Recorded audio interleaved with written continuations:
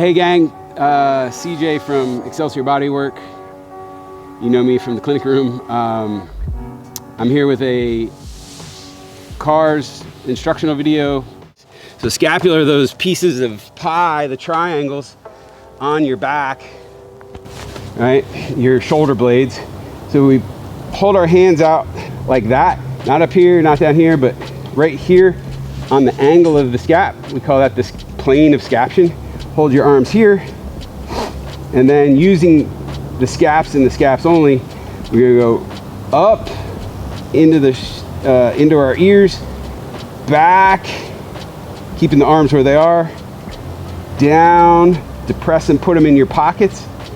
So now we're retracted and depressed. Then we protract up into our ears, but we're protracted. There's our circle. Retract, depress, protract, elevate, retract, depress, reverse that circle. I'm depressed and retracted. I'm elevating with retraction, push forward, protract, depress. That one's going to be kind of tricky for a lot of people.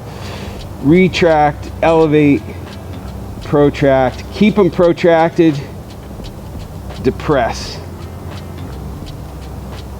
That's your scap car.